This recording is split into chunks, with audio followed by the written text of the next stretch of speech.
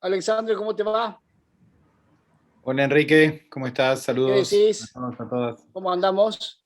Muy bien. Bueno, cuánto me alegro. Acá con frío, Sí, acá también. cambio de tiempo. Esta mañana estuvo hermoso y cambió de tiempo. Enrique, vos Sí, estás en los aromos, ¿viste? Te veo ahí por la ventana que tenés atrás. Ahí hace frío. así es, Héctor. Bueno, es decir, para no demorarnos, ¿te parece, Totti, que comencemos? Dale, perfecto.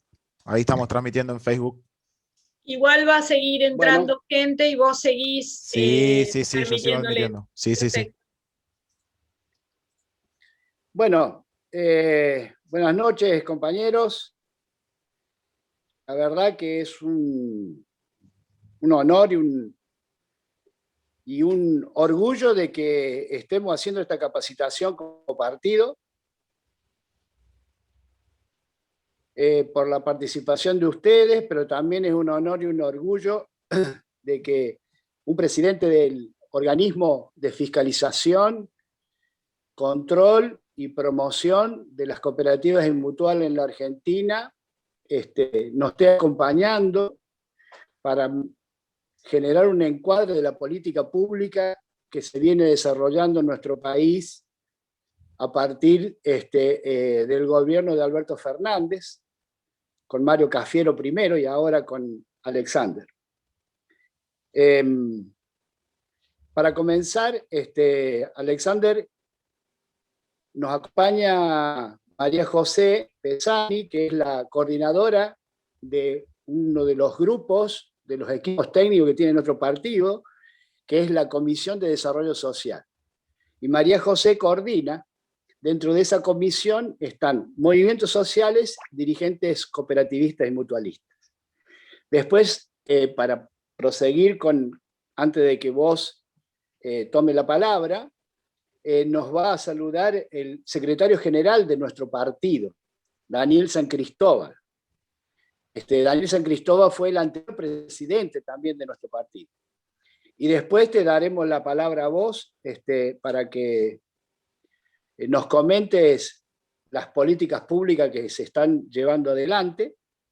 Yo en este caso hablo como miembro del partido, pero también quiero informar que acompaño a Alexander en una comisión dentro del INAES como contratado. O sea que tengo en esta característica dos funciones. Una con Alexander en la política pública que se está llevando adelante y como dirigente partidario, estación los partidos.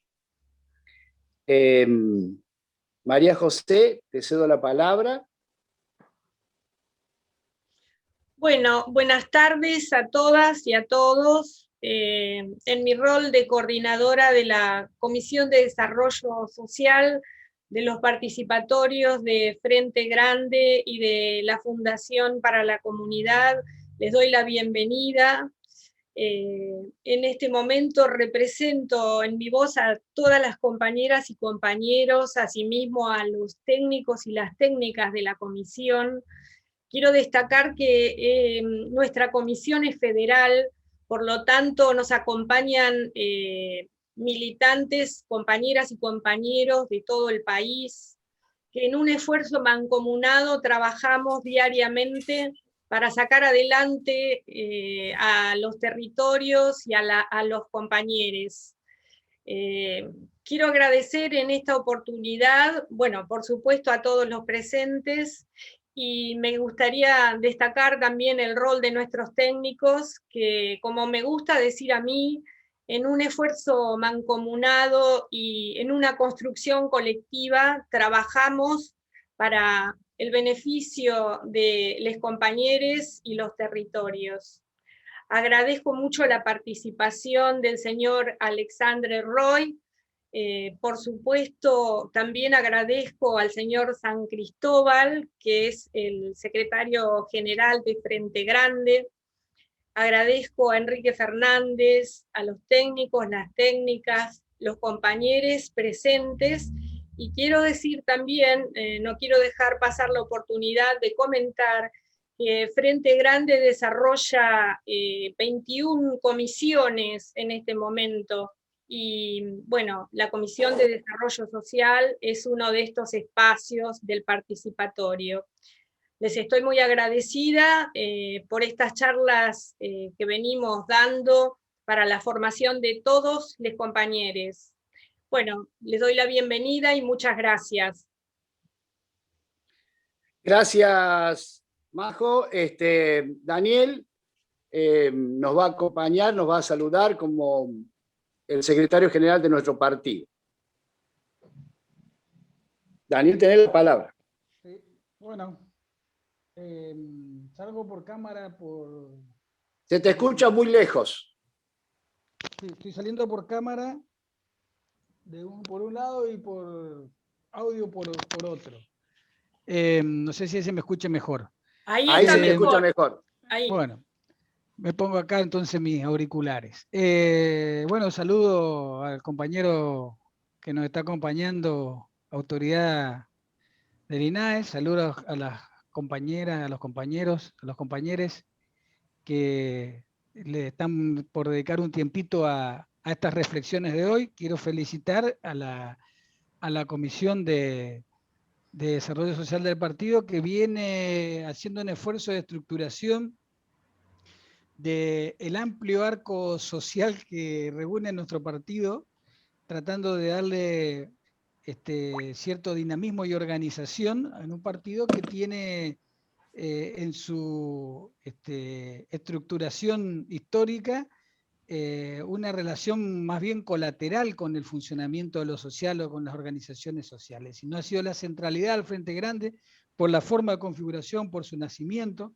El Frente Grande nace como una confluencia de sectores más bien sindicales, políticos, militantes de derechos humanos, y sí cierta dirigencia de lo que se llama el tercer sector tradicional o de la economía social tradicional,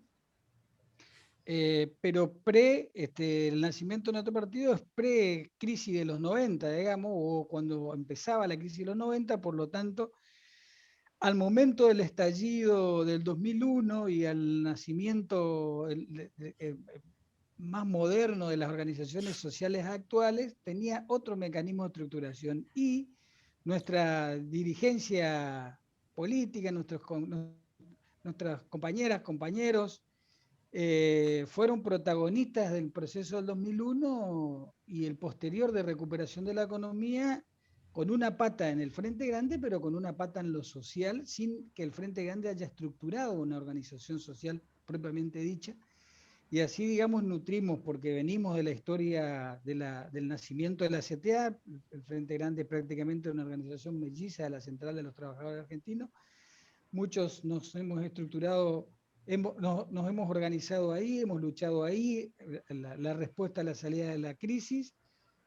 Algunos se han organizado, una parte importante de nuestro partido en su momento a través de lo que fue la FTB, con Luis Delía, que era en aquel momento militante del Frente Grande.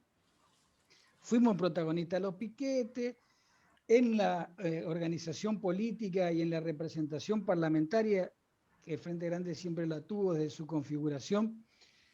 Hemos estado al lado de las organizaciones sociales en la lucha por la no criminalización, en la calle, pero como organización política no nos hemos estructurado. Hemos alfabetizado con las organizaciones sociales, hemos laburado en construcción de vivienda, trabajamos en la terminalidad educativa, pero siempre, digamos, como un aliado, como una organización más de política tradicional que de organización social, digamos. Hoy el Frente Grande es el tercer partido en tamaño en relación a las afiliaciones, y es una estructura jurídico-política que gobierna, digamos, que forma parte de la coalición que gobierna el país y muchas provincias, casi todas, pero a su vez gobierna municipio, tiene representación parlamentaria, tiene concejales y tiene también una presencia muy fuerte en la CTA, en todo el país, y en múltiples cooperativas, mutuales y organizaciones sociales, que no se encuentra estructurada. Daniel, arrimate más sí, o no sí, sé sí. cómo el micrófono, poner más volumen. Que no se encuentra estructurada su organización, no se encuentra estructurada partidariamente, digamos. Y ese es el desafío que asumieron los compañeros y las compañeras de esta Comisión de Desarrollo Social, de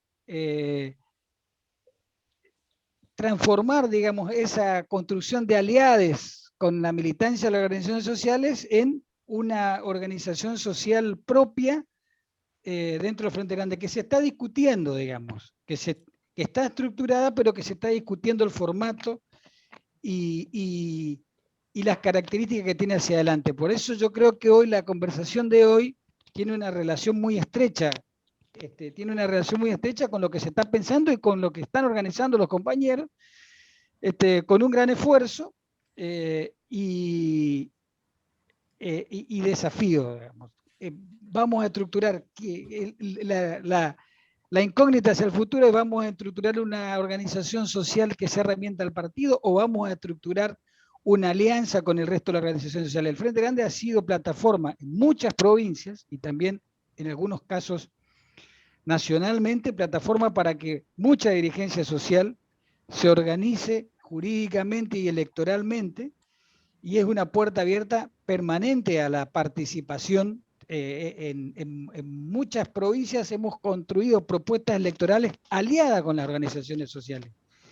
Y el desafío que enfrentamos como fuerza política es estructurar nuestra propia organización social, darle un formato al conjunto de militancia que es del Frente Grande, que está identificada con el Frente Grande, que pertenece, que incluso tiene representación institucional en el Frente Grande, pero que no tiene una estructuración bajo forma organizativa de su militancia social en el Frente Grande. Bueno, eso es lo que enfrentamos hoy.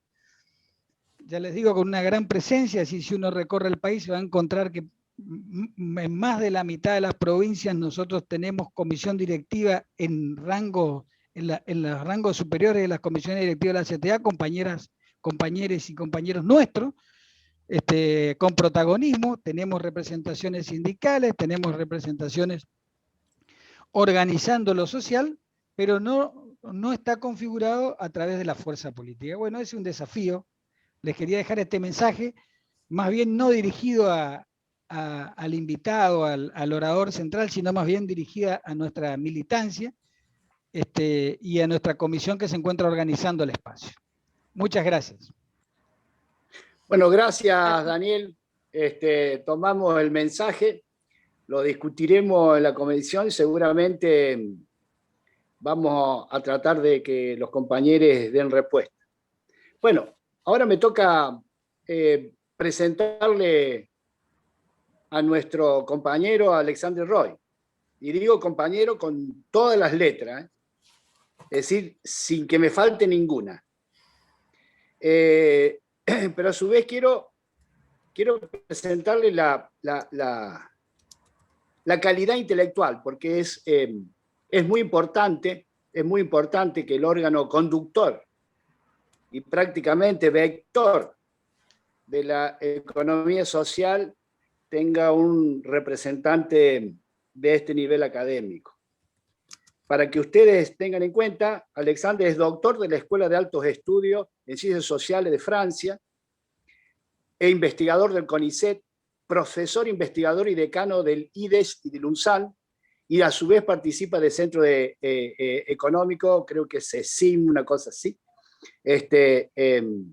Bueno, y hoy le toca dirigir este Instituto Nacional del Asociativismo, que es el instituto que realmente fiscaliza, pero promociona la economía social en cooperativas y mutuales en nuestro país. Pero fundamentalmente, y esto me parece que es importante, que no es un simple académico, es parte de un movimiento social y es parte activo de un movimiento social que viene trabajando incansablemente por el desarrollo de los sectores más desposeídos de nuestro pueblo. Él es parte del movimiento Evita. Y entonces, evidentemente, esa incorporación, es decir, en su estructura personal de pertenecer a un movimiento social en Argentina, es muy significativo, porque sin duda alguna es una impronta para la conducción del INAES muy positiva para nosotros. Alexander, estás con la palabra, y yo lo que quiero enmarcar para que los compañeros sepan, y que me canso de repetirlo y lo seguiré repitiendo, que por cooperativas y mutuales pasan 29 millones de argentinos. Por cooperativas y mutuales pasan 29 millones de argentinos. Es decir, las cooperativas y las mutuales, incluidas las de trabajo, generan puestos, alrededor de más de 300.000 puestos de trabajo, seguros. Esto también es muy importante. Y nosotros siempre nos pusimos como un desafío, en vez de tener casi el 10% del Producto Bruto Interno, llegar al 30% del Producto Bruto Interno. Eso fueron definiciones que fueron tomándose a lo largo del tiempo en diferentes congresos, y hacia ello marchamos, con la ayuda del Estado y sin la ayuda del Estado. El cooperativismo tiene vida propia, el mutualismo tiene vida propia. Y en los momentos en donde vamos acompañados por las políticas públicas, evidentemente nos desarrollamos mucho más. Es decir, como todas las políticas neoliberales siempre dejan su secuela, y nosotros también en nuestro sector tenemos secuela del neoliberalismo que la estamos zanjando y llevando adelante. Alexander, te escuchamos. Bueno, muchísimas gracias. Gracias, Enrique, por la invitación. Gracias, María José y Daniel, por las palabras previas, y un saludo a todas, a todos y a todos los compañeros que están en el espacio. Entiendo que este es un espacio, además de ser un espacio del Frente Grande, es un espacio de formación, con lo cual voy a tratar de ir mezclando lo que es una presentación de una política pública, en ese caso particular la de INAES, con algunas reflexiones sobre los procesos que estamos llevando adelante, inclusive retomando lo que decía Daniel, problematizar, ¿no?, qué significa esas políticas públicas que llevamos adelante desde el punto de vista de la articulación entre partido político y movimientos sociales o organizaciones sociales, ¿no? Que me parece que es una agenda muy importante de nuestra contemporaneidad política, digo, por lo menos para poder reflexionar en conjunto sobre ese tema, que es un tema que también me preocupa, y obviamente que anticipo, no tengo ninguna idea de cuál es la solución al dilema que plantea Daniel, pero me parece que es importante ponerlo sobre la mesa. Arranquemos por el INAES y por la política que llevamos adelante, que podría sintetizarse de una sola forma. Nosotros venimos al Estado para distribuir poder. Y eso creo que es importante cuando uno hace política, porque básicamente el punto central de la transformación social tiene que ver con la modificación de las relaciones de fuerza. Como se dice en política, venimos a resolver los problemas, pero sobre todo a transformar la sociedad. O mejor dicho, resolver problemas para transformar la sociedad. Y transformar la sociedad, por lo menos en la tradición política nuestra, implica modificar las relaciones de fuerza. Modificar las relaciones de fuerza implica distribuir poder. De lo que nos toca en el INAES, hay tres grandes formas de distribución de poder. La primera es la forma normativa, el derecho. Distribuir poder es dar derechos. Y en ese caso, desde el INAES es contribuir al derecho a la producción y al trabajo. Eso se traduce de manera muy concreta en nuestra política, en la primera etapa sobre la cual estamos trabajando, en la modificación de matrículas. Poder hacer de las matrículas la concreción de un derecho a la producción. Cosa que hoy en día en el INAES todos los que confrontan la burocracia del INAES sabrán que esto no es una realidad hoy en día. O sea, más bien es un parto, para decirlo en términos poco académicos. Y es un parto en el sentido casi que lleva la misma cantidad que un embarazo, ¿no? Son 9 meses promedio, algunas matrículas salen en 2 o 3 años, algunas en 2 o 3 meses, pero en todo caso estamos muy lejos de la idea de un derecho a la producción. Entonces, esto para nosotros es fundamental. Modificar las matrículas no es solamente agilizar, digamos, desde una eficiencia de la política pública, sino poder concretar un derecho que es un derecho a la producción. Cosa que en el sector privado, en la constitución de una sociedad anónima, está más o menos realizado. Pero en el cooperativismo y el mutualismo, no. Entonces, para nosotros es fundamental. Y eso es distribuir poder, porque básicamente es dar a los compañeros y a la compañera una herramienta productiva. Y eso tiene que ver también con recuperar el buen nombre de las cooperativas y del mutualismo. El buen nombre en el sentido que hemos maltratado el concepto de cooperativa en las políticas sociales de nuestro país en los últimos años. ¿Por qué lo hemos maltratado? Porque lo hemos considerado como una herramienta al servicio de una distribución de política social, y no como un proceso de organización genuino que lleva un tiempo. Constituir una cooperativa es constituir un colectivo de trabajo que se organiza en torno a un sistema de valores y un sistema de reglas que se aprende, lleva un tiempo. Tiene una potencia infinita. Obviamente somos grandes defensores del cooperativismo, pero justamente como somos grandes defensores del cooperativismo, sabemos, y del mutualismo, sabemos que no es un hecho natural. Es un hecho social. Es un hecho social. Y como todo hecho social implica un proceso de construcción y de aprendizaje. Entonces eso se va a traducir en una primera etapa, como les decía, una modificación del sistema de matriculación, pero también en modificación del sistema de formación, y también una modificación del sistema de fiscalización, que hoy en día también es un sistema un poco al azar. Estamos entre compañeros y compañeros, o sea, voy a decirle, digo, igual son muchas esas cosas, lo digo públicamente, pero acá lo digo en mayor confianza y con más énfasis, digo, con menos filtro que si lo dijera en un espacio, digamos, mediático público. Digo en el sentido que efectivamente nos faltan datos, el INAES sigue siendo un órgano opaco, con un sistema de fiscalización que no se entiende muy bien cuál es, en fin, hay una serie de cuestiones que hay que darle un horizonte. Un horizonte que empezó a darle Mario Cafiero, y que realmente, digo, ha permitido pegar un salto y dar una base a la política que queremos llevar adelante. Es fundamental el trabajo de Mario. En primer lugar, porque llevó el INAES al Ministerio de Desarrollo Productivo, con lo cual hace que gran parte de las políticas que llevamos adelante tengan más credibilidad. El lugar de enunciación determina en gran medida la credibilidad de lo que uno dice.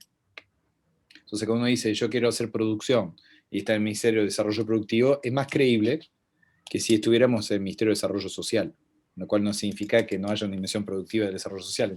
Te estoy diciendo en términos de credibilidad social, ¿no? Entonces eso es muy importante porque avanzamos en ese punto, y eso permite concretar la idea de que nosotros queremos realizar un derecho a la producción. Y un derecho a la producción que permita darle carne también a una política que va en el sentido de pasar de políticas sociales a políticas laborales y productivas. En el sentido de entender la política social como una política transitoria de acompañamiento, en algunos casos de asistencia, pero que puede estar concretamente separadas de las políticas laborales y productivas. ¿Por qué digo concretamente separada? Porque yo creo que en Argentina, desgraciadamente, estamos en el peor de los mundos, en el cual la política laboral se confunde con las políticas asistencialistas, con lo cual hace que los sujetos que necesitan asistencia no terminan de tener la asistencia que deberían tener, y los sujetos laborales y productores no terminan de tener la política laboral y productiva que necesitan tener. Entonces ahí es que tenemos que darle claridad política a la política. Entre otras cosas porque la política social ya no se puede decir que sea una política de corto plazo. O sea, nosotros tenemos millones de compañeros que necesitan una política asistencial. Y tenemos millones de compañeros y de compañeras que necesitan una política productiva y laboral. No puede ser la misma. Son sujetos que requieren de procesos distintos. Y eso todavía está mezclado en nuestra política. Por eso digo, recuperar el buen nombre del cooperativismo, entre otras cosas, es asociar el cooperativismo a un proceso productivo. Productivo en sentido amplio, no solamente producir objetos, productivo también en el sentido de producir comunidad, de producir cuidado, de producir sociedad. Pero poder, digamos, identificar cuáles son esas herramientas, que no es lo mismo que compañeras que necesitan, no sé, una asistencia porque tienen problemas con el tráfico o con el consumo de droga de largo plazo, o que tienen problemas de inserción laboral de largo plazo, o problemas para incorporar colectivas, todos los problemas que conocemos que tienen que ver con problemáticas sociales, y que todavía los dispositivos son más flojos de lo que deberíamos tener en relación a la realidad social que tenemos, ¿no? Entonces es un primer punto.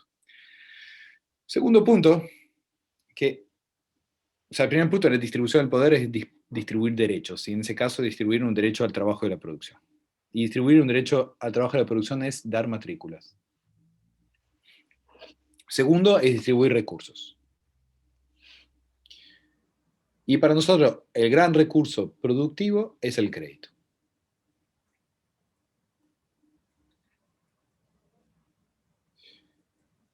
Y voy a volver después sobre eso. ¿Qué implicancia tiene desde el punto de vista de la función del Estado decir que el Estado tiene que ser un gran contribuidor del otorgamiento de créditos?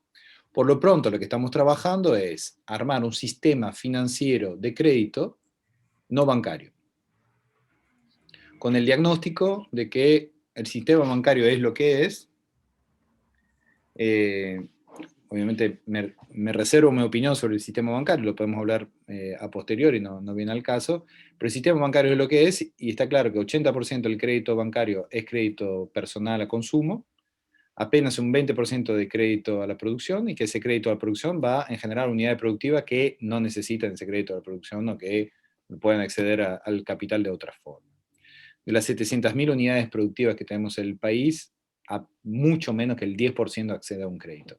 Entonces, la realidad del acceso al crédito es un problema, no solamente cooperativismo y mutualismo, que por ser cooperativa y mutual no acceden al crédito porque el sistema bancario se funda sobre una matriz de riesgo que se rige en función de los criterios de Basilea, que hace que lo que está en el centro del dispositivo es el crédito prendario.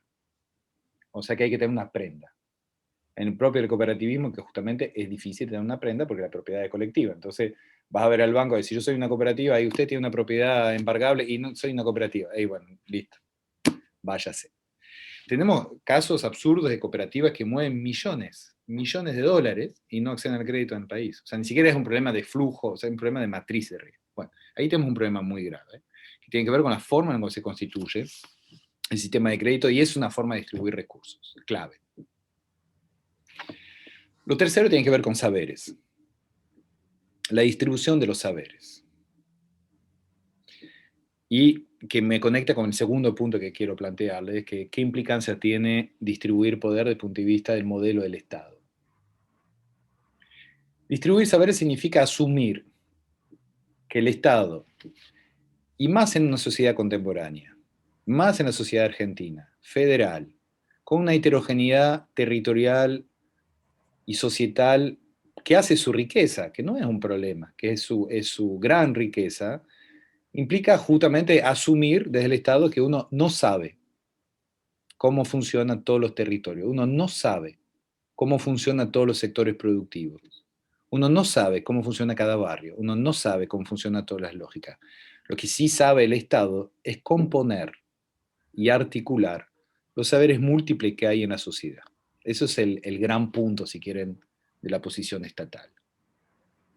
Saber que no sabe y a su vez poder constituir un saber del todo desde la articulación de esa multiplicidad.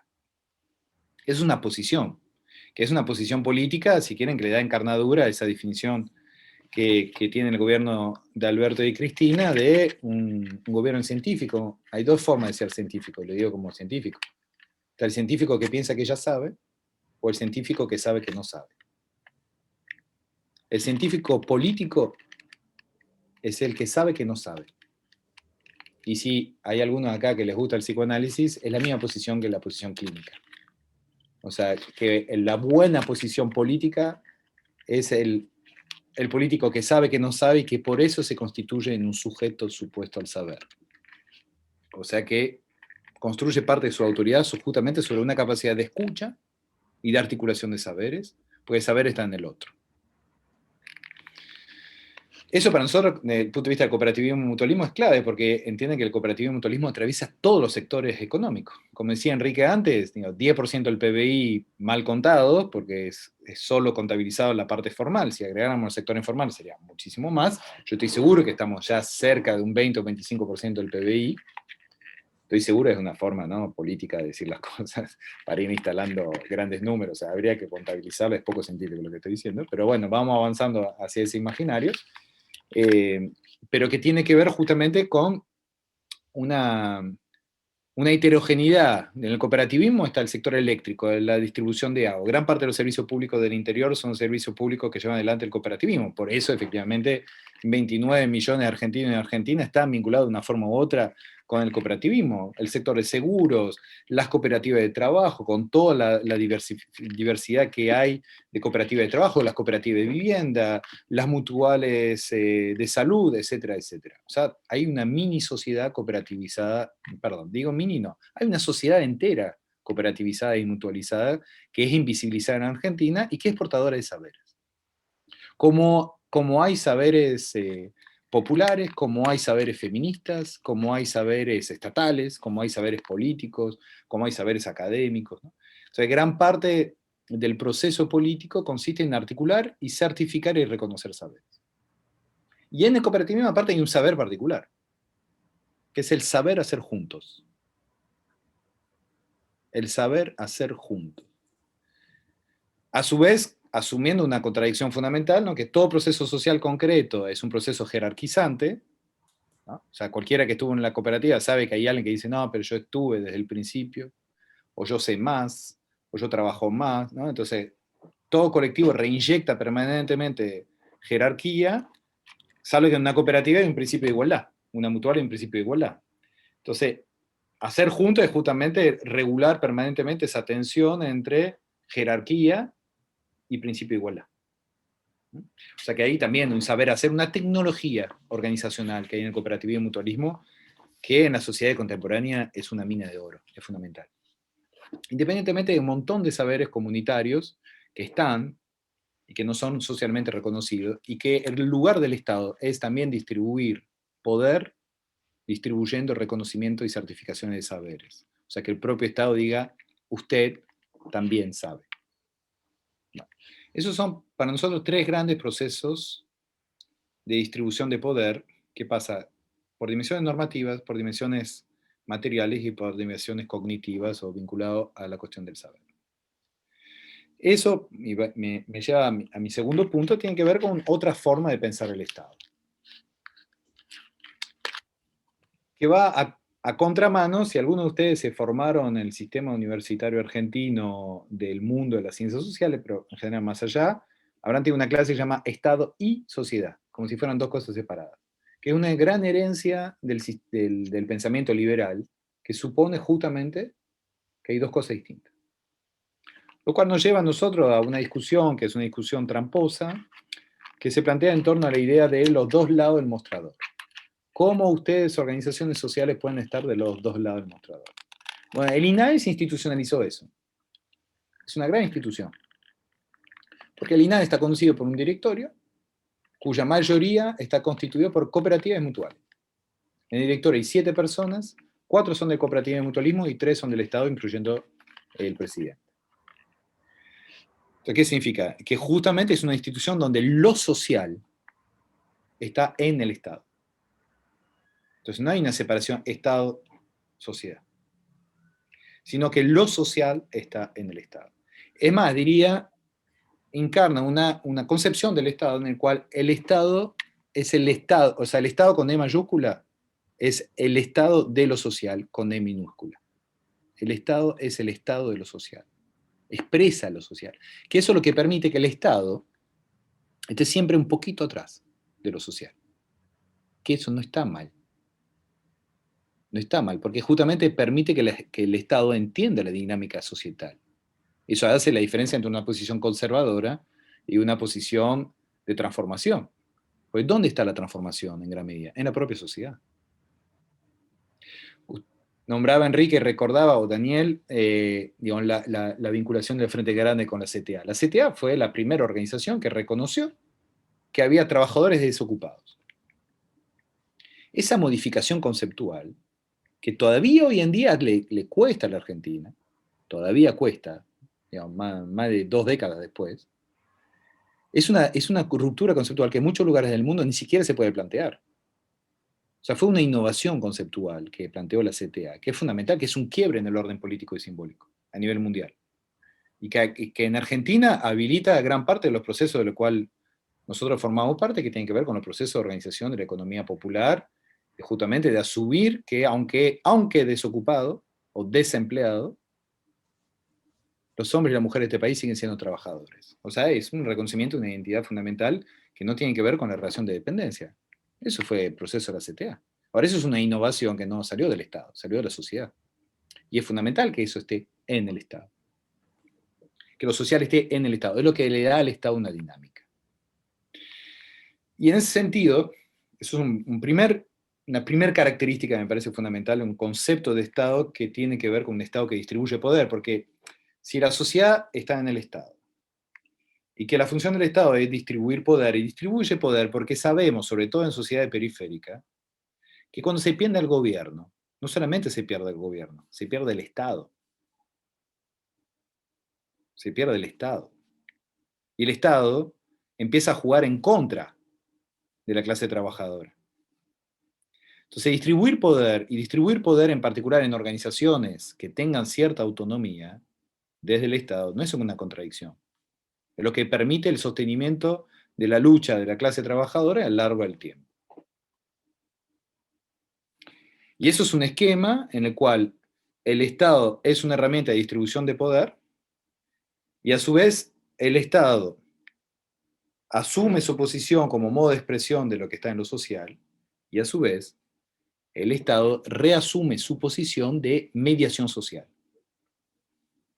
Y ahí voy a un punto que para mí es central, desde el punto de vista también del cooperativismo y mutualismo, y desde el punto de vista de las políticas que llevamos adelante. Porque distribuir derechos es mediar. ¿Mediar con qué? Con el capital. Cuando uno organiza el capital o contribuye a la organización del trabajo bajo forma cooperativa, lo que está organizando es capital social, que no es lo mismo que el capital que se organiza en torno a la propiedad privada de los medios de producción. Que no es lo mismo tampoco el capital organizado bajo forma de la propiedad pública. Todo eso es capital, pero organizado de manera totalmente distinta. Cada forma de organización del capital produce relaciones sociales diferentes.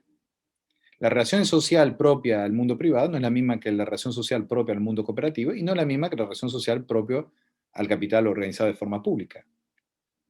Como verán, no hago ningún juicio de valor en ese punto.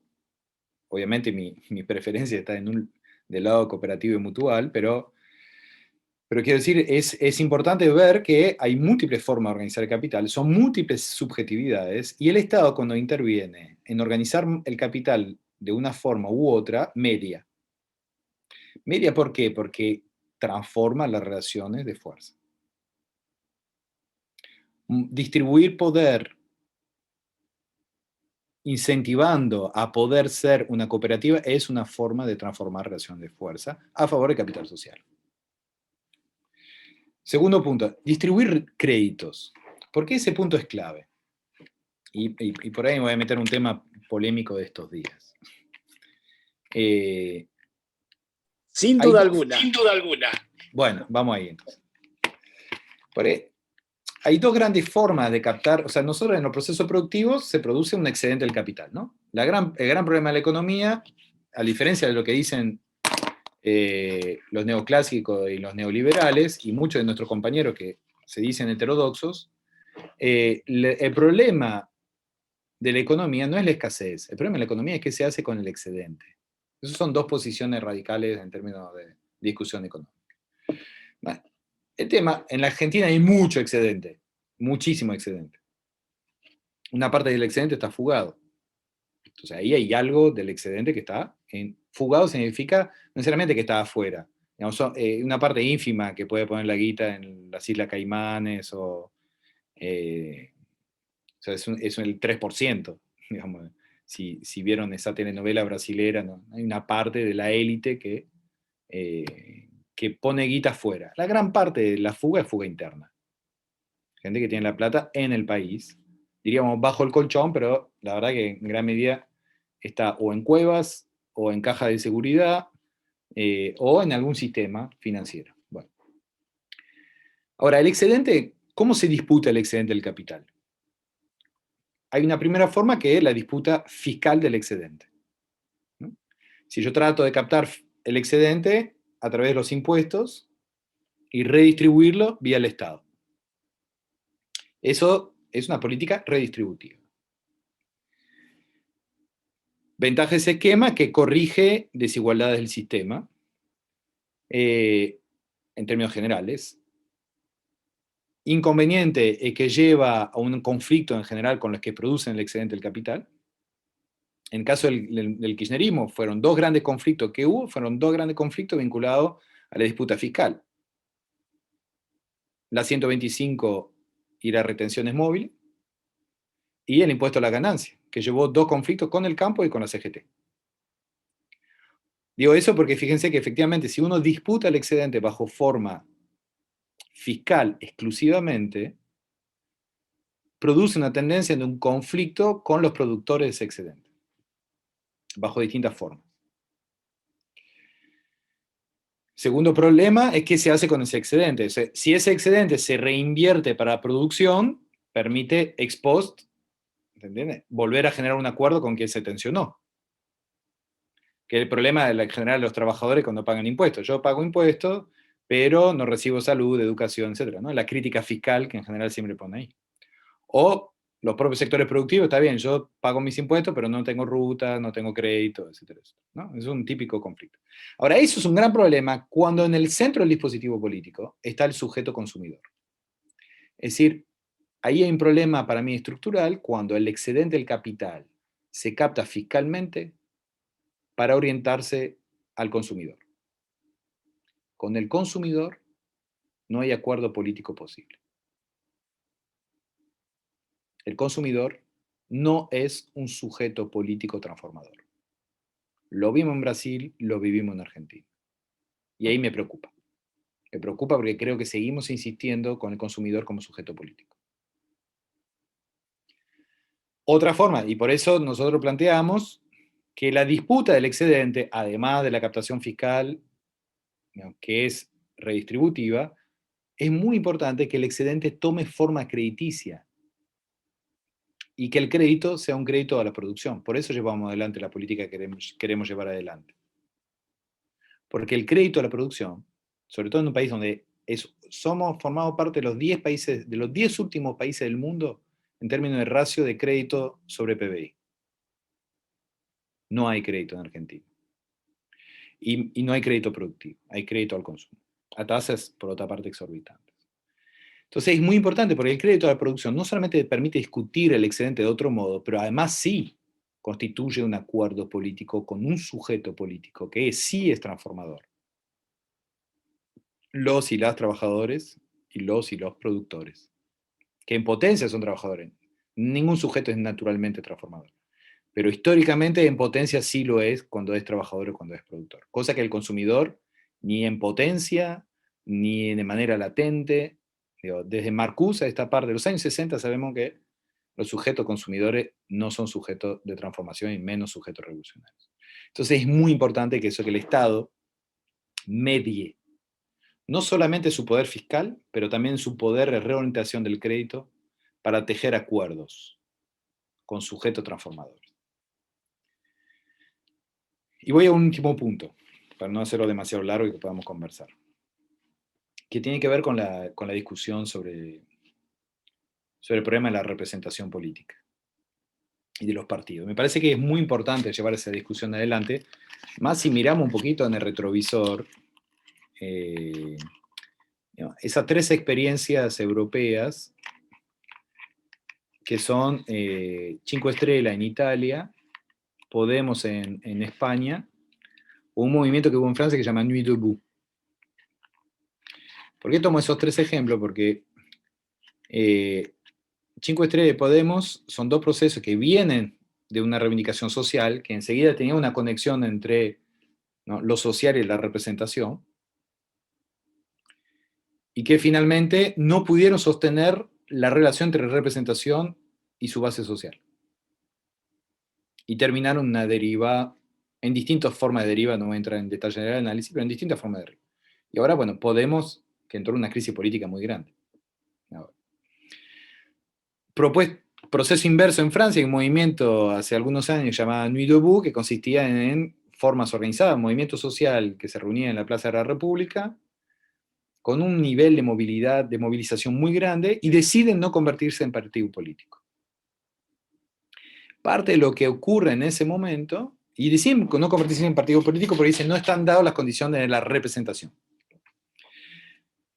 Y yo creo que parte de ese proceso deviene después en los chalecos amarillos, con otra caracterización del sujeto social, pero de un modo de expresión, de un malestar social que no encuentra su representación. Y eso hace problema. Pues de hecho, Macron, cuando quiere sentarse a una mesa para negociar, no tiene nadie al otro lado, porque no hay nadie para representar, ¿no? Te tomo esos ejemplos y vayamos al proceso chileno, al proceso colombiano, donde justamente son sociedades que se han encargado durante décadas de destruir las mediaciones y las articulaciones entre lo social y lo político. En el caso colombiano, la forma organizada eran formas más armadas, la forma sindical de manera más incipiente, pero uno de los problemas que tiene Colombia en la productividad de su conflicto es justamente la articulación partidaria-organización, que el polo no supo resolver, el polo democrático no supo resolver. No supo resolver, creo que es complicadísimo resolver, o sea, no es una crítica, es dificilísimo resolver. Y en Chile vemos una emergencia que ahora está empezando a cobrar forma desde el punto de vista de la representación con la constituyente, pero que también tiene un problema desde el punto de vista de su articulación global. O sea, nosotros, de manera esperanzada, hacemos una agregación de los votos que sacó la izquierda en la constituyente, pero eso no significa que esté resuelto el problema de la representación de un movimiento social. Y un último comentario en relación a eso, que me parece muy importante desde el punto de vista del problema de la representación. Una de las cosas que vimos en pandemia, justamente la falta de la calle. Lo vimos en varios conflictos, en el cual, ¿cuántos de nosotros dijimos, si tuviéramos la calle, seguramente el gobierno hubiera podido imponer tal o cual medida? Bueno, ¿qué expresa eso desde el punto de vista teórico y práctico? Es que, básicamente, la representación, por definición, nunca puede agotar la representación del todo social. Hay algo que siempre le desborda la representación. Siempre estaba por afuera de la representación. La calle es el afuera de la representación. Y paradójicamente, contrariamente a lo que dicen los demócratas liberales que ven la calle como un problema de la democracia liberal, es al contrario, lo que vemos durante la pandemia es que sin la calle, la democracia liberal entra en crisis. O sea que vemos que lo propio de la representación, la contracara de la representación, es la presentación. La contracara del palacio es la calle. Sin calle no hay palacio que se legitime. Y al revés, es válido. Con lo cual, todo eso simplemente para poner un marco de una tensión compleja entre representación y presentación, entre partido y movimiento, que me parece que está planteado a nivel mundial como problemática, y que tiene que ver con la forma en la cual pensamos el Estado y las políticas sociales.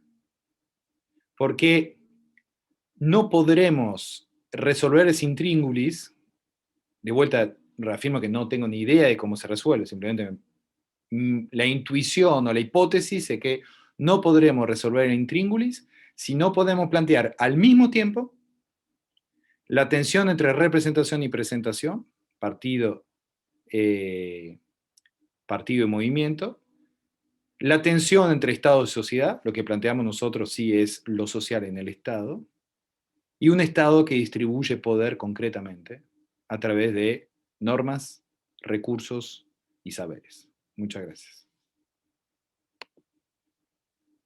Bueno, la verdad ha sido excelente tu exposición. Has dejado mucha tela para cortar ante la inquietud de Daniel San Cristóbal, que nos va a generar internamente un tremendo desbarajuste en los posicionamientos. La verdad que es muy interesante, muy interesante los diferentes puntos de vista. Para las preguntas, por favor, a los compañeros que se hagan por chat para poder resumirlas y poder que Alexandre pueda responder, para no generar un efecto discursivo y entrar en diálogos, para que todos los compañeros puedan preguntar lo que quieran. Es decir, esto es un inicio de las capacitaciones que estamos haciendo, así que ya tenemos por sí mismo con esta conversación que nos presentó y sus puntos de vista Alexander, la verdad que tenemos muchísimos puntos para discutir entre nosotros. Y fundamentalmente, que lo que dijo Alexander de que el otorgamiento de la matrícula es generar un derecho y delegar poder, ahora también significa esto que es las cooperativas, que es una herramienta jurídica de aprendizaje. O sea que no es constituir una cooperativa por constituir una cooperativa. Eso también es un desafío para nosotros. Es decir, no se trata solamente de constituir una cooperativa porque creemos, es decir, como está vulgarmente o popularmente concebido, de que hago una cooperativa y genero trabajo.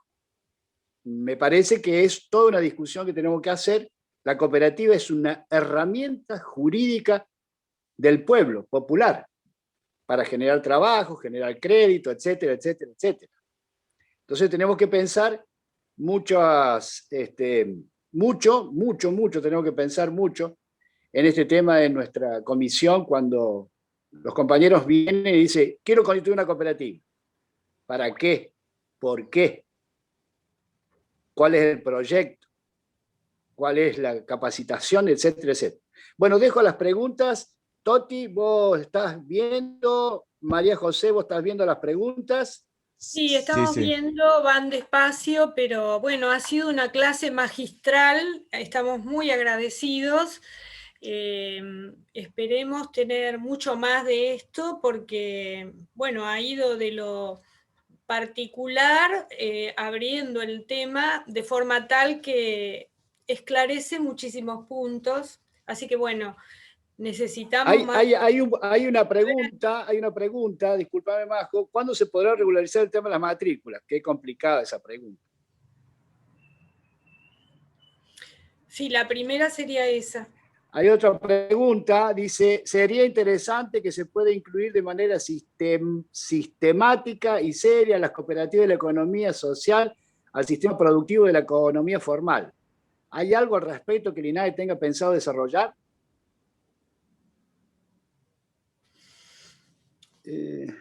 Después dice, tenemos una cooperativa hace 10 años. ¿Cómo podemos acceder a los créditos del INAES? Por ahí podría contestar estas tres, englobando. Perfecto. Sí, todo eso son... A ver, la modificación del sistema de matrícula está ya en análisis en el directorio, o sea que ya elaboramos la propuesta, ya se está discutiendo y espero que en el próximo mes se pueda aprobar. Eso va a cambiar muchísimo los procedimientos y lo va a transparentar. En el mientras tanto seguimos resolviendo caso por caso. Bueno, Enrique conoce, está dentro de la institución, ¿no? Nosotros siempre hacemos el chiste que tenemos que terminar con el programa de Tengo un amigo en el INAES, que era como la forma en la cual hasta ahora resolvíamos las cosas y tenemos que terminar con eso, que sea un procedimiento que corresponda a un derecho. Lo segundo en cuanto a la economía formal. El cooperativismo es parte de la economía formal, porque es una forma. El punto es cómo se inscribe en las formas fiscales, cómo se inscribe en las relaciones de crédito. O sea, ¿qué es una forma, no? Es tener derecho, relaciones fiscales, relaciones de crédito, justamente reconocimiento de saberes, todo esto, digamos, el sistema. Entonces, para nosotros es importante que... perdón, me tocaron el timbre y estoy solo en este momento. ¿Me bancan un minuto? Esa cosa de la... Dale. Ya vengo.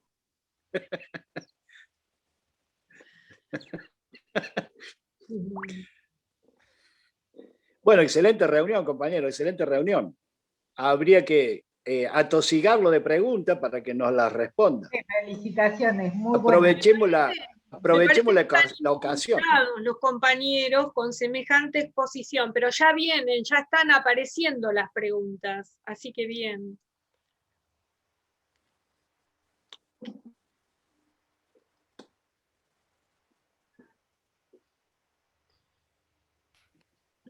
Bueno, mil disculpas. Vuelvo a la cuestión de la formalidad, digamos. Ahí lo más importante me parece, además de la conexión con todas esas relaciones sociales que hacen que sea reconocido como forma, es habilitar la economía social en el imaginario político argentino. Todavía el imaginario está binarizado, público-privado. Nosotros defendemos un sector que es un sector que a alguno le gusta llamar el tercer sector. Yo prefiero hablar en términos de economía mixta, en el sentido de que se articula capital privado, capital público y capital social, porque en la práctica es lo que ocurre. Y de hecho en la práctica hay muchas cooperativas que están vinculadas con pymes, que están vinculadas con el Estado. O sea, la práctica no es de fronteras tan estancas.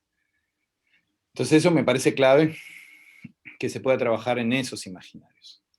Y lo tercero, en cuanto a los créditos, se va a saber públicamente, porque si tenemos éxito, se va a difundir bastante el tema de cómo acceder a un sistema de crédito. De todas formas, hoy en día el INAES tiene un proceso de ejecución presupuestaria sobre proyecto que presenta las cooperativas y las mutuales, con una ejecución, como les decía, cada trimestre. Nosotros ahora lo que vamos a hacer, de hecho, es publicar los criterios de financiamiento de los proyectos. Y hay que presentar proyectos dentro del INAES. ¿Cómo se presenta? Está todo en la página del INAES, eso no voy a entrar en esos detalles más prácticos, pero no duden en presentar proyectos productivos. Todo proyecto productivo tiene que tener una respuesta en el Estado. Y si estamos sobrepasados por la demanda, cosa que todavía no existe, pues eso es un gran drama en Argentina. Bueno, como pasa en el mercado laboral, que hay lugar donde la demanda del laburo, o sea, hay empleadores que buscan trabajadores y no los encuentran, y hay laburantes que están desocupados. Bueno, pasa lo mismo en el crédito. Hay espacios donde se dan crédito y no logran otorgar el crédito. Y grupos que buscan crédito y no lo encuentran. ¿Por qué? Porque la trama institucional está mal armada. Entonces tenemos que armar mejor la trama institucional. En eso estamos.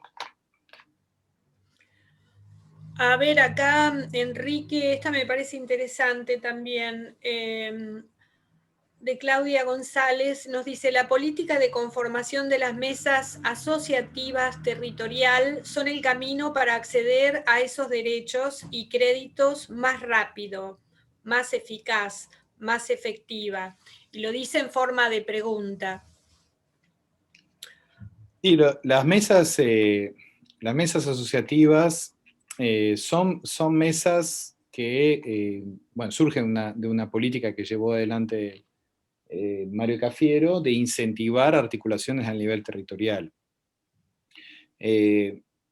Como tal, pretenden nuclear, hay cerca de 130 mesas y más de 200 núcleos en conformación. Es inmenso. pueden ser, en algunos casos, ya no respondería en términos generales, no todas las mesas son necesariamente caminos más fáciles o más eficaces o más efectivos para acceder a derechos, créditos. O sea, son caminos de articulación de actores que permiten agregar agendas, producir espacios de encuentros. Creo que es un gran camino en un proceso de formación y de promoción cooperativa y mutual. Pero por lo que vemos, no es necesariamente el camino para plantear un proyecto productivo. ¿En qué sentido? De que en general las mesas tienen una heterogeneidad tal que es difícil que haya un proyecto de una mesa en el cual lleguen de acuerdo. Si hay varios proyectos en una mesa que van al INAE, bienvenidos, y las mesas pueden ayudar a los miembros de la mesa en presentar esos proyectos.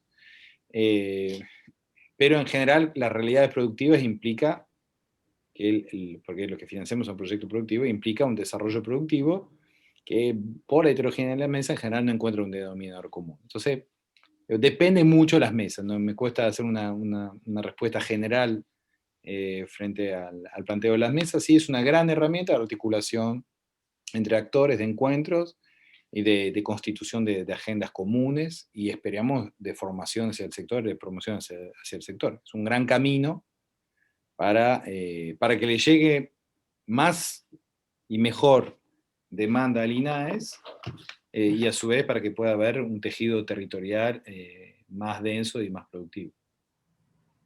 Sí, las mesas fundamentalmente se desarrollan como encuentro comunitario en todos los actores de la comunidad, es decir, que no sentirse solo, es muy importante, muy importante.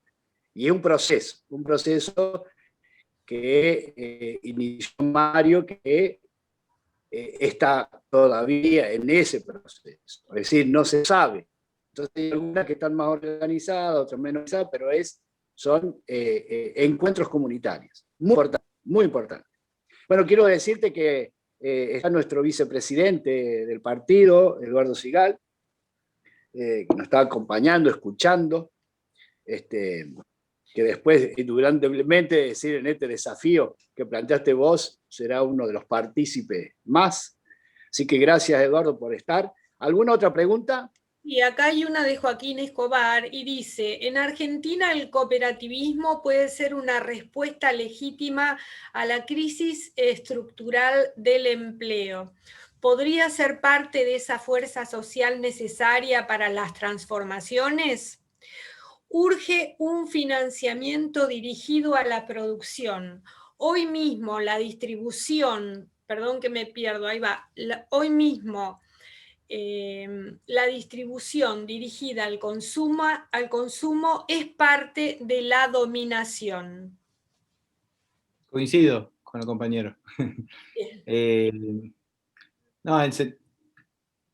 Yo creo que claramente es una gran respuesta a la crisis. No hay que limitar, digamos, el cooperativismo y mutualismo a una respuesta de crisis, porque a veces se lo pone en ese lugar, pero claramente es eficaz para responder a crisis, entre otras cosas porque mutualiza y cooperativiza esfuerzos, porque permite una mejor adjudicación de los recursos en tiempos de crisis.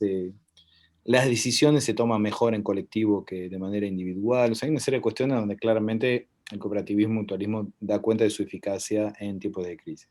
Pero también, diría, en tiempos normales. O sea, no tiene que ser la figura de la crisis. Es una gran figura para la crisis, pero no es la figura de la crisis. Y el tema de crédito, yo estoy convencidísimo que es urgente, que es difícil. Todavía no regimos en función de la ley de identidad financiera de la dictadura, que performa mucho, porque inclusive los actores mejor intencionados del sector bancario, cuando tratan de reorientar una parte de su capital hacia el crédito productivo, en algún momento chocan con alguna agencia de evaluación, chocan con su sistema de financiamiento internacional. O sea, es un tema institucional. Por eso creo que va más allá de la voluntad de los que constituyen el sistema bancario, sino que tiene que ver con una trama institucional. Uno trata de intervenir donde puede intervenir. Eso es un principio de realidad. Como nos queda muy grande modificar la ley de identidad financiera, y modificar el sistema bancario. Entonces tratemos de trabajar con lo propio y generar un sistema financiero propio, donde hay recursos, donde hay saberes y donde hay una capacidad crediticia enorme, que es en el sector cooperativo y mutual. Lo que pasa es que ese sector está o invisibilizado o denostado. Yo cuando empecé a hablar de que íbamos a armar una superintendencia de cooperativa y mutual de crédito, al día después en La Nación había una nota hablando de una mutual que era una cueva financiera en Córdoba. Bueno, o sea, en general las respuestas del sistema son estas, o sea, ensuciar. Y si bien claramente hay cooperativas mutuales que dejan de ser, que desear, no deja de ser que la mayoría de las cooperativas mutuales son un gran sistema de ayuda económica. Y ahí hay mucho para crecer y con otras reglas. Y existe en el ahora y en el acá. No es necesario, digamos, tener un sueño lejano. Hay una posibilidad de un sistema de crédito. Hay un tejido en Argentina. Ese tejido trató de ser destruido por la dictadura. Fue una de las primeras cosas que la ley de entidad financiera, en primer lugar, atenta en contra de las cajas de crédito y del sistema cooperativo y mutual de crédito. Porque justamente ahí hay una parte de la autonomía del pueblo. Entonces, nosotros tenemos que revitalizar ese tejido que sigue estando, que no fue destruido. Acá hay otra de Jorge Herrera que dice, ¿qué herramientas Imagine, para Majo, para un poquito, porque es un tema muy importante esto del tema del crédito, lo que está diciendo Alexander. Y esto es muy, muy, muy importante que los compañeros entendamos este tema del crédito. Imagínense que con las cajas de crédito cooperativa, bajo el sistema regulado del Banco Central, Uy, se nos congeló. Enrique. Sí, se Me quedó sin parece señal, que se desconectó. Sí. se desconectó. Voy a seguir con otra pregunta que me parece que está conectada. Es de Jorge Herrera y dice, ¿qué herramientas tiene la cooperativa de parte del INAES para darle factibilidad a un proyecto productivo y o de servicios y hacerlo sostenible tanto en el nacimiento como en el desarrollo de dicho proyecto cooperativista? Bueno, ahí tenemos, digamos, el ciclo de vida de la cooperativa está acompañado dentro del INAES, desde su constitución como matrícula. Nosotros ahora en el nuevo esquema estamos agilizando mucho porque fue un problema el hecho de poder sacar el quit al mismo tiempo que la matrícula. Algunas cooperativas, digamos, tenían tenían la matrícula, pero no tenían el quit, con lo cual no podían facturar.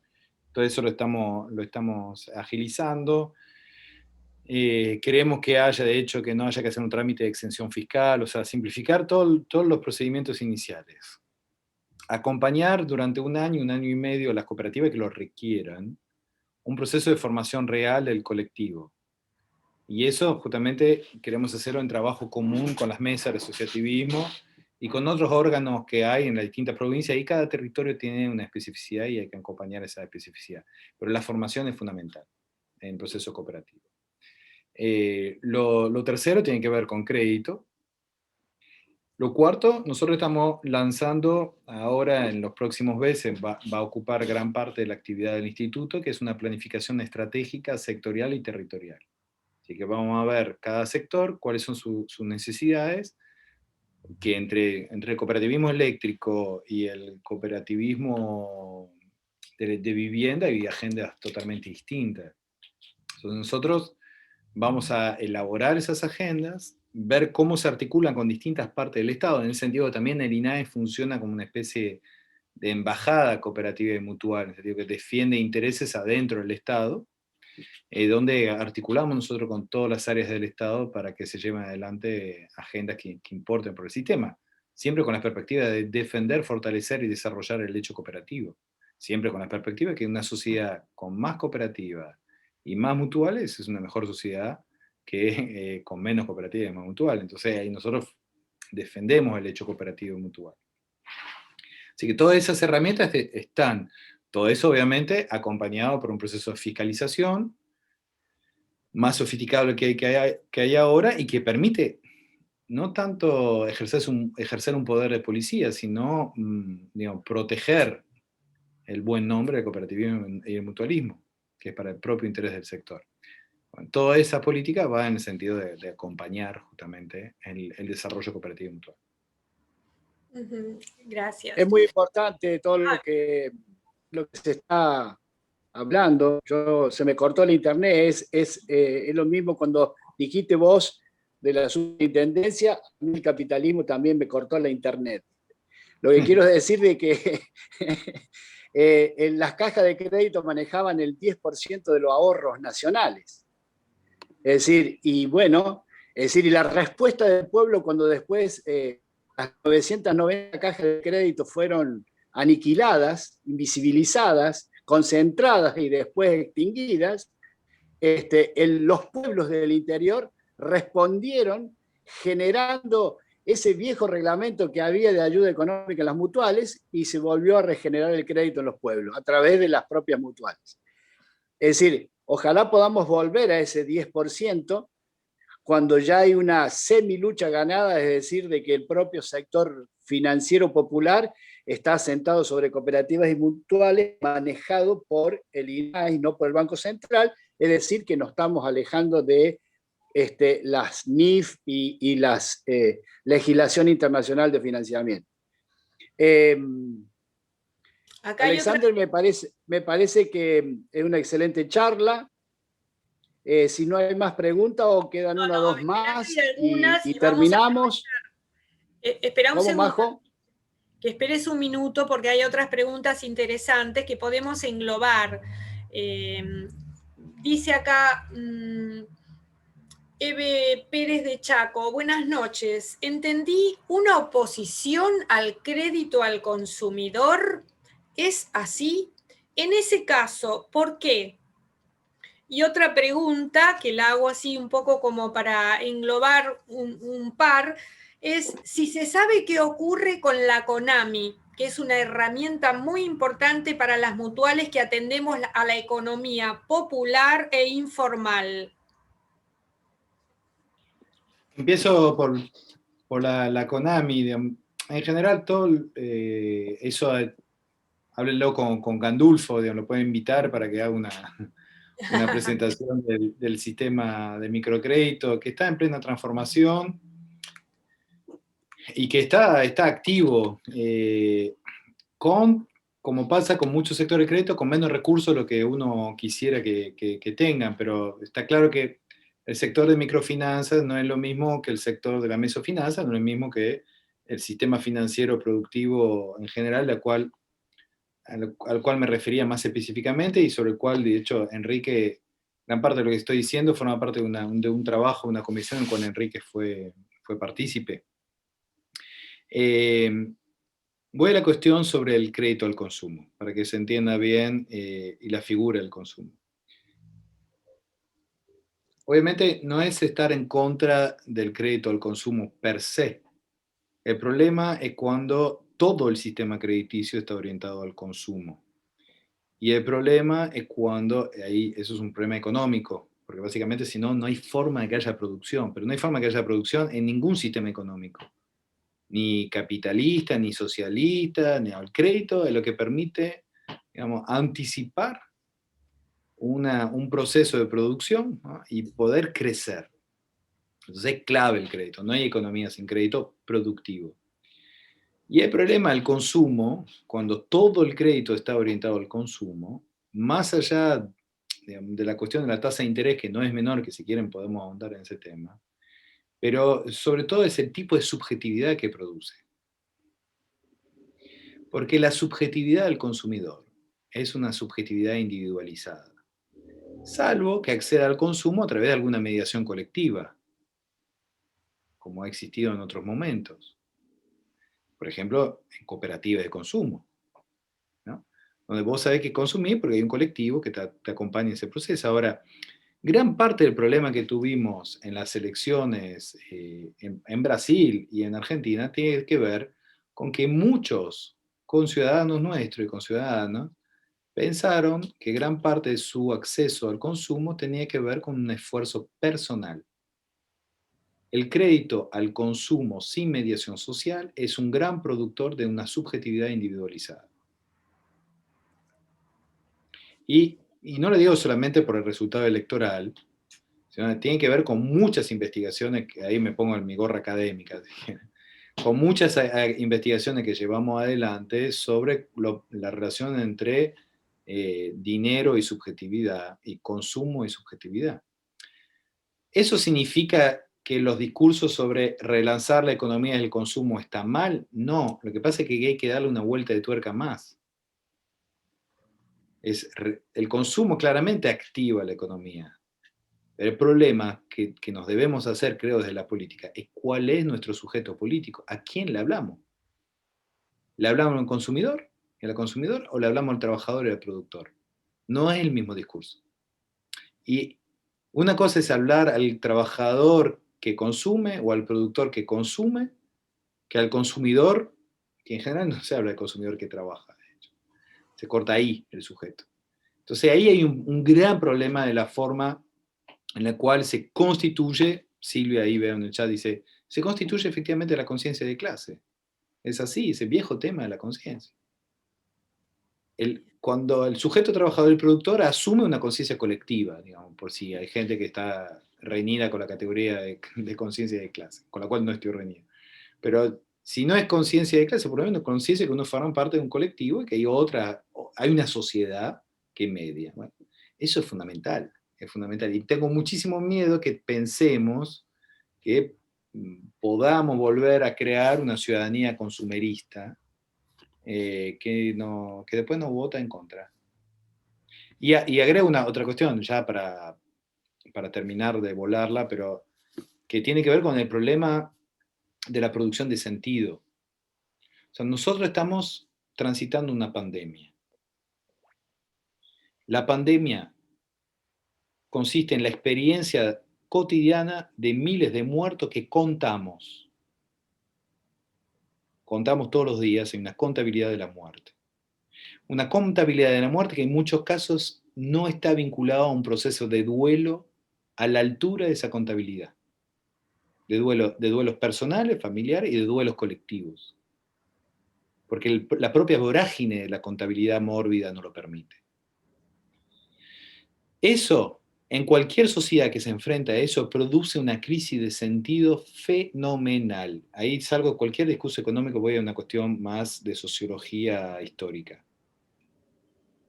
Si la política no es capaz, después de la pandemia, en reintroyectar sentido colectivo de manera masiva, potente, vamos a tener una sociedad desbordada y deprimida. Y nosotros los que estamos en política, tenemos la responsabilidad de tener una política del sentido que permita ayudar colectivamente en transitar este momento que, además de tener condiciones materiales nefastas producidas, entre otras cosas, por el gobierno anterior y profundizada por esa crisis mundial, además nos enfrentamos a un problema existencial, no tiene otro nombre. Y eso, si la política no es capaz de producir sentido después, el devenir de eso es un devenir fascista. Eso, en general, las sociedades históricamente, cuando no han sabido producir un sentido colectivo, devienen fascismo. El consumismo jamás produce sentidos colectivos. El consumismo puede ser, desgraciadamente, la antesala involuntaria de un proceso de derechización violenta de la sociedad, si no quieren usar la categoría fascista. Entonces hay que tener muchísimo cuidado con lo que vamos a hacer en los próximos meses, y para no decir semanas. Entonces yo no quiero ser alarmista, pero quiero serlo. No, y es tan importante eso, tan importante, Alexander, que también el cambio conductual de los dirigentes de las instituciones. No es lo mismo cuando un asociado de nuestras instituciones, Cooperativa Mutual, se presenta a solicitar un crédito y la institución le dice, este crédito para poner este hotel no sirve, no te lo vamos a dar, pero sí te vamos a dar este crédito para poner una estación de servicio. ¿Por qué? Porque la logística, porque en nuestro pueblo no hay una estación de servicio. Entonces, es decir, y acá entramos en el desarrollo local y entramos en que las conductas institucionales tienen que estar acorde a lo colectivo, a lo que necesita la sociedad. Y entonces estos créditos que nosotros decimos del consumo, te dan magnífica tu exposición, Alexander. La verdad, vuelvo a repetirlo, nos deja mucha tela para cortar. Te agradecemos infinitamente tu participación, infinitamente. Tenemos muchas preguntas. Nuestro partido está a disposición. Sabés que nuestro partido es un defensor de la economía social. Ya estuviste reunidos con Eduardo sobre este tema y nosotros vamos a acompañar como partido toda política pública que tenga este tipo de conducta y de lineamiento. Si no hay más, lo dejamos descansar. Acá hay una que considero que es importante y si es tan amable, se hace un minutito más con nosotros, que estamos fascinados. Pero bueno, hay muchas preguntas. Quisiera rescatar alguna. Dice, ¿se podrá presentar al INAES un proyecto para la construcción de una casa de refugio para mujeres en situación de violencia? ¿Y cuánto más ayuda hay que esperar para obtener la matrícula? Tienen el terreno, indica. Después pregunta otra persona, la englobo con esta. Dado el tiempo que requiere el trámite de conformación de una cooperativa, ¿existe alguna autorización provisoria que permita comenzar a operar? Sí, bueno, todo eso, como le dije antes, es un proceso que está en curso de modificación y que va a llevar todavía unas semanas de discusión. Vamos a modificar un dispositivo normativo que tiene décadas, lleva un tiempo, y se va a ir normalizando. En cuanto a los proyectos, todos los proyectos son bienvenidos. Y en particular, en cuanto a las agendas vinculadas a temas sociales, temas sociales, temas de género, nosotros estamos trabajando mucho, yo lo hablo mucho con las compañeras, en asumir que el concepto de producción que nosotros abrazamos es un concepto amplio de producción, que tiene que ver con la producción de lo social, con la producción de lo común, además de la producción material. Que eso no significa que redunde, obviamente, en una actividad que produzca un excedente particular. Eso es muy importante que lo acompañemos con la política del INAES y con las políticas sociales, que es, vuelvo al punto inicial, ¿no? La importancia de la necesidad de que desarrollemos políticas de acompañamiento que no tienen que ver con un sentido estrictamente laboral, pero que sí contribuya a la producción de lo social. Y eso es una de las agendas que nosotros venimos trabajando, tanto de la economía popular como de la economía feminista, de que asumir socialmente el reconocimiento de una actividad que produce socialmente, que tiene que ser remunerada y que tenemos que encontrar en la sociedad la forma de valorizarlas. Y a eso también nos vamos a dedicar desde el INAES. Bueno, muchas gracias por la invitación, la verdad, un gusto, a disposición, y siempre es un placer hablar con compañeros, con compañeras, en un espacio de confianza. y hay mucho para hacer. Así que una alegría poder llevar adelante las peleas que tenemos de enfrente conjuntamente con el Frente Grande. Bueno, Estamos Alexander, muy agradecidos. gracias, compañero. Gracias. Gracias, Alexander. Nos seguiremos Gracias, viendo. Gracias a todos, muy bueno. Gracias, María José. No, Chao. gracias a